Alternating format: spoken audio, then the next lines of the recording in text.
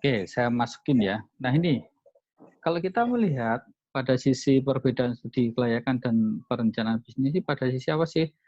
Kalau kita melihat pada jenis datanya, kalau kita berbicara studi kelayakan, dia lebih banyak estimasi. Kalau kita berbicara estimasi, maka dia lebih banyak proyeksi. Proyeksi apa? Proyeksi tahun sekarang, tahun kedua, tahun ketiga, tahun keempat, tahun kelima. Lah kalau rencana bisnis apa Pak? Dia menggunakan data empiris pada sisi perusahaan. Loh Pak, kalau dia baru berdiri, data empirisnya kan dia belum ada. Oke, kalau data empirisnya belum ada, maka pertanyaan selanjutnya, bagaimana dengan operasional yang sudah dikeluarkan? Pak, belum ada juga. Nah, bagaimana Pak kalau belum ada juga? Maka kita akan berbicara bagaimana produk kita, apa hasilnya, bagaimana proses pengeluarannya. Itu yang membedakan. Pak, studi kelayakan apakah bisa dilaksanakan dulu sebelum rencana bisnis? Saya akan terangkan pada slide selanjutnya. Nah, sumber data. Kalau kita berbicara pada sisi sumber data, apa bedanya data pada sisi studi kelayakan sama rencana bisnis? Kalau rencana bisnis, dia lebih full kepada sisi internal perusahaan. Kalau berbicara pada studi kelayakan, maka dia full pada sisi eksternal perusahaan. Kalau berbicara eksternal, maka kita ada aspek-aspek yang mempengaruhi pada sisi studi kelayakan. Berbeda dengan rencana bisnis. Loh Pak, kalau menyusunnya, siapa yang menyusunnya? Kalau rencana bisnis, dia lebih banyak kepada pihak internal. Kenapa kok internal? Karena dia mengetahui kondisi perusahaan. Kalau tidak ada tenaganya, bagaimana Pak? Maka dia bisa meng-hire entah itu sebuah perusahaan, bentuknya bisa PT, bisa CV, atau bisa apapun untuk melaksanakan rencana bisnis ini. Tentunya ketika dia nanti menjadi seorang karyawan atau internal perusahaan yang melakukan perencanaan bisnis, maka dia berpikirnya menjadi seorang internal dari perusahaan tersebut. Bedanya dengan studi kelayakan apa? Studi kelayakan harusnya dia dikerjakan oleh pihak eksternal. Kenapa kok pihak eksternal? Kita melihat pada sisi independensinya. Kenapa kok sisi independensinya? Karena dia ingin benar-benar melihat pada sisi eksternalnya seperti apa, mampu atau tidak. Nah, kalau melihat pada sisi tujuannya, memang pada sisi rencana bisnis dia hanya membuat rencana bisnis yang akan datangnya seperti apa. Dia bisa bentuknya pengembangan, bisa bentuk unit baru, bisa untuk bisnis yang lainnya. Misalnya dia mau melakukan merger, misalnya dia mau melakukan akuisisi juga bisa. Kalau studi kelayakan, dia lebih banyak pada menilai kelayakan sebuah ide bisnis. Contohnya misalnya gini, saya perusahaannya bergerak di bidang kontraktor. Tiba-tiba saya memiliki ide bisnis nih. Proyeksi saya ke depan, kalau saya bergerak di bidang kontraktor, sebaiknya saya selain penyedia jasa kontraktor, saya juga sebagai konsultan karena pengalaman saya sudah mumpuni. Nah, atas idenya ingin mendirikan konsultan itu bagaimana, layak atau tidak, bankable atau tidak. Kenapa? Kalau kita kontraktor, contohnya kontraktor tadi dia mau mendirikan dia untuk tenaga konsultan, kita melihat beberapa aspeknya lagi.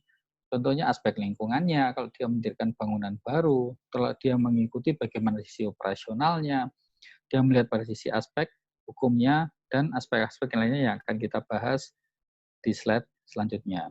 Nah, untuk selanjutnya, kita akan berbicara pada sisi waktu.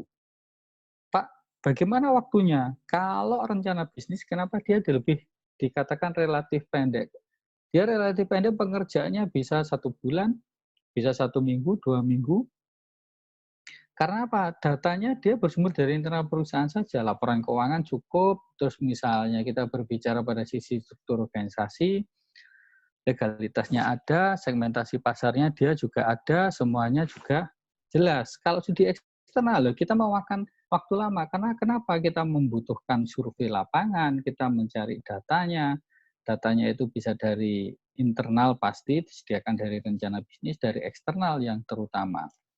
Karena lebih banyak kenapa? Datanya dari eksternal. Kita ingin menggali. Kenapa ingin menggali? Benar enggak? Kita menyatakan layak atau enggak terhadap sebuah bisnis atau ide bisnis yang mau dikembangkan tadi. Bagaimana biayanya? Kalau rencana bisnis dia lebih mudah dan lebih murah. Kenapa? Ya karena dia kan dari internal sendiri, pegawainya sendiri, datanya sudah ada, tinggal pengolahan. Kalau studi kelayakan kenapa relatif besar? Dia ada datang ke lapangan, dia melihat proyeksinya, dia bertemu, dia melakukan survei, itu nanti dia menyebar kuesioner, dia menanyakan, terus beberapa hal yang lainnya juga akan dia laksanakan. Oke. Nah, kalau yang selanjutnya, maka bagaimana sih keterkaitan antara studi kelayakan bisnis dengan rencana bisnis? Kalau kita melihat tadi kan sumbernya kan ada di ide bisnis. Nah, ide bisnis itu bagaimana? Ide bisnis kita akan melihat pada sisi rencana bisnisnya. Rencana bisnisnya itu layak atau tidak. Kalau misalnya dia tidak layak, maka dia dikembalikan lagi idenya. Benar atau enggak? Kalau misalnya tidak benar, bagaimana? Ya kita perbaiki dulu. Layak atau tidaknya bisa ditentukan oleh tim internal. Kalau kita misalnya mengatakan layak secara sendiri, maka kita masuk kepada aspek studi kelayakan bisnisnya. Kita masukkan studi kelayakan bisnis. Oke.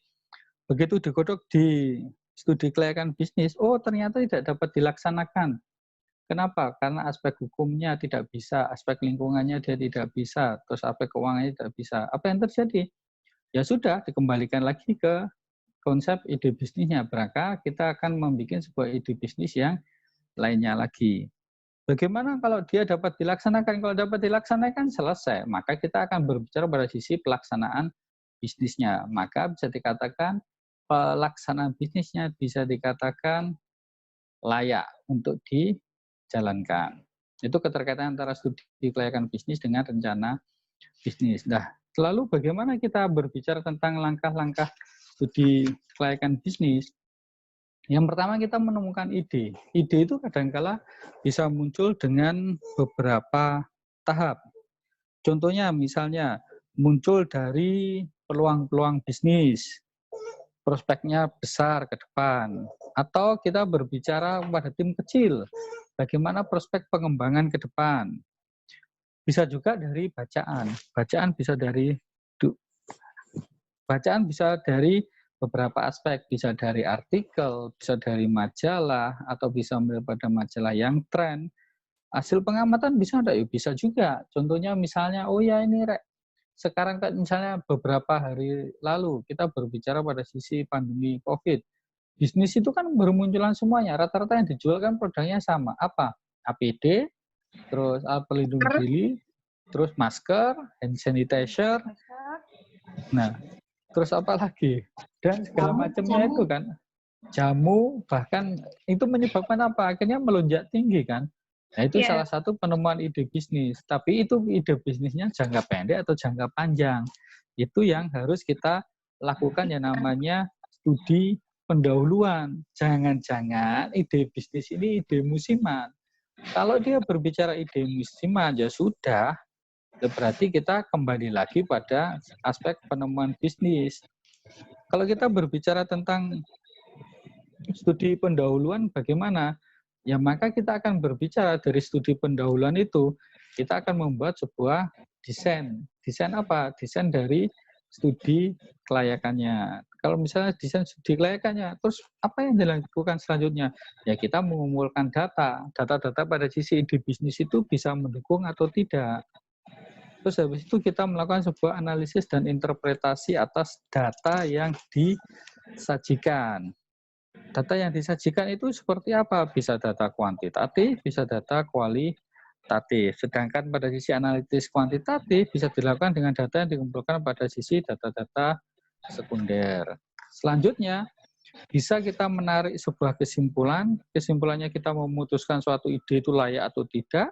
Kalau misal tidak layak, kita kaji ulang. Kalau layak, kita teruskan. Bagaimana sedangkan kita memberikan rekomendasi? Ya, rekomendasinya bisa keluar dengan cara apapun. Setelah menarik kesimpulan, maka kita akan melakukan sebuah studi kelayakan. Nah, seperti itu kita berbicara pada sisi aspeknya.